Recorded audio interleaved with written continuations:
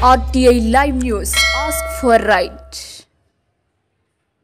కామారెడ్డి జిల్లా కేంద్రంలోని ప్రభుత్వ అతిథి గృహంలో 10-2-2024 తేదీన శనివారం తెలంగాణ రజక రిజర్వేషన్ సమితి కామారెడ్డి జిల్లా అధ్యక్షులు మచ్చర్ల శ్రీకాంత్ జువాడి అధ్యక్షతన ఏర్పాటు చేసిన జిల్లా ముఖ్య నాయకుల సమావేశానికి రాష్ట్ర అధ్యక్షులు గోపి రజక ముఖ్య అతిథిగా హాజరై మాట్లాడారు. తెలంగాణ రాష్ట్రంలో కొత్త ప్రభుత్వం ఏర్పడిన శుభ సందర్భంగా శుభాకాంక్షలు తెలియజేస్తూ రజక కులస్తుల చిరకాల వాంఛైన ఎస్సీ జాబితాలో చేర్చే అంశాన్ని అసెంబ్లీలో తీర్మానం చేసి కేంద్రానికి పంపాలని గతంలో కొడంగల్ ఎమ్మెల్యేగా ఉన్న నేటి ముఖ్యమంత్రి వర్యులు రేవంత్ రెడ్డి గారు వారన్న మాటను సాకారం చేయాలని, అదేవిధంగా తెలంగాణ రాష్ట్ర రజక కులస్తుల పక్షపాతి బడుగు బలహీన వర్గాల ఆశాజ్యోతి అని వారన్నారు.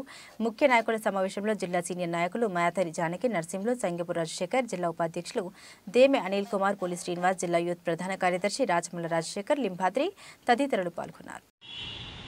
తెలంగాణ రజక రిజర్వేషన్ సమితి రాష్ట్ర అధ్యక్షులు మీ గోపి రజక మాట్లాడుతూ ఈరోజు కామారెడ్డి జిల్లా కేంద్రంలో మచ్చర్ల శ్రీకాంత్ జిల్లా అధ్యక్షుల అధ్యక్షతన ఏర్పాటు చేసిన సమావేశానికి జిల్లా నాయకులు హాజరు కావడం జరిగింది.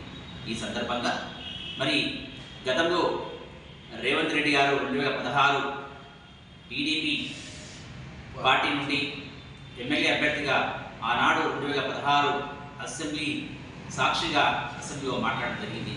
రజకుల యొక్క సంక్షేమ పథకాలతో పాటు తక్షణమే ఎస్సీ రిజర్వేషన్లో రజకుని చేర్చేటటువంటి తీర్మానాన్ని అసెంబ్లీలో తీర్మానం చేసి కేంద్రానికి పంపించాలని చెప్పి ఆనాడు ముఖ్యమంత్రిగా ఉన్నటువంటి కేసీఆర్ ప్రభుత్వానికి స్పీకర్ గారికి ఈ విషయాన్ని తెలియజేయడం జరిగింది. ఇది అసెంబ్లీలో ఉన్నటువంటి రికార్డు, ఆన్ ది రికార్డు.